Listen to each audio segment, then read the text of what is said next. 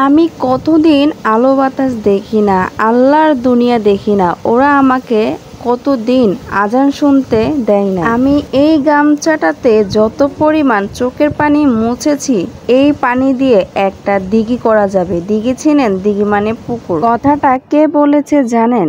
একজন রহস্যময় আয়নার ঘর থেকে বেঁচে ফিরা একজন লোক। তিনি আর কেউ না, আমান আজমির সাহেবের মুখ থেকে শুনেছি সেই কথা। আয়নার ঘরটা এখনো পর্যন্ত দেখিনি, তবে শুনে কিন্তু শরীর শিরিয়ে উঠে। কি ভয়ঙ্কর সে জায়গাটা, কি নিষ্ঠুরভাবে তাদেরকে অত্যাচার করা হইতো।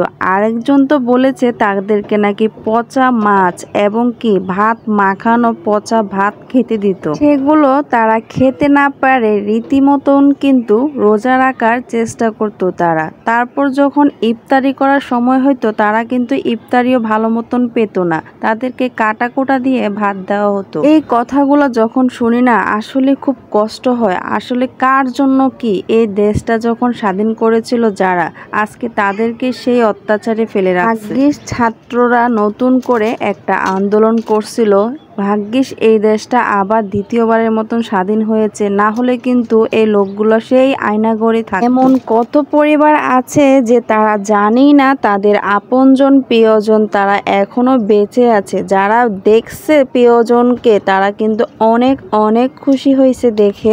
আমার কিছু ফলোয়াররা বা কিছু আনফলোয়ার কতগুলো আছে যাদের মাথার সিট খারাপ, তারা এসে আমাকে ইনবক্সে বলতেছে আপনি তো আন্দোলনের সময় কোনো পোস্ট করেন নাই, প্রতিবাদ করেন নাই। হ্যাঁ, আমি কোনো প্রতিবাদ করিনি, আমি কোনো প্রতিবাদে পোস্ট করিনি। তুমি করেছো তোমার আইডিতে বা তোমার জ্ঞাত, তুমি কোনো ধরনের পোস্ট করেছো, তাহলে কেন তুমি আমার কথা বলতেছো? হ্যাঁ, আরেকটা কথা, আমি একজন মেয়ে, কিন্তু মেয়ে হওয়া সত্ত্বেও কিন্তু আমি একজন মা। তো আমার সন্তানের কথা অবশ্যই চিন্তা করা লাগবে। এখন আমার সন্তানের চিন্তা করে হয়তো বা আমি ঘরে বসে রয়েছি, কিন্তু আমি তো আমার সহধর্মীকে বা আমার হাজবেন্ডকে তো আমি ঘরে বসিয়ে রাখিনি। তিনি অবশ্যই আপনাদের সাথে আন্দোলনে যোগ দিয়েছে। আসলে আমি না লোক দেখিয়ে কোনো কাজ করতে পছন্দ করি না, যে মানুষটাকে দেখিয়ে দেখিয়ে আমার কাজ করতে হবে তার থেকে নাম পাওয়ার জন্য। আল্লাহর কাছে আমি যেটাকে দেখিয়েছি, যেটা করেছি, সেটাই আমার কাছে অনেক কিছু। তারপরেও যদি আপনারা জানতে চান আসলে কি সত্যি ঘটনা, আমার হাজবেন্ড কি আন্দোলনে গিয়েছিল? হ্যাঁ ভাই, আমার হাজবেন্ডেরও কিন্তু একটা আইডি বা পেজ আছে। তার পেজে কিন্তু দেখতে পারবেন যে তিনি কি আন্দোলনে গিয়েছিল বা যায় নাই। আসলে প্রথম কিন্তু ছাত্ররাই এই আন্দোলনটা নিয়ে নামছিল, তখন কিন্তু একদম ঠান্ডা অবস্থা ছিল, এতটা গরম হয় না। তো যখন দেখতেছিলাম যে অনেক ছাত্র এই আন্দোলনে মারা যাচ্ছে, মায়ের বুক খালি হয়ে যাচ্ছে, আসলে এটা দেখে না আর ঘরে থাকতে পারতেছিলাম না আমি।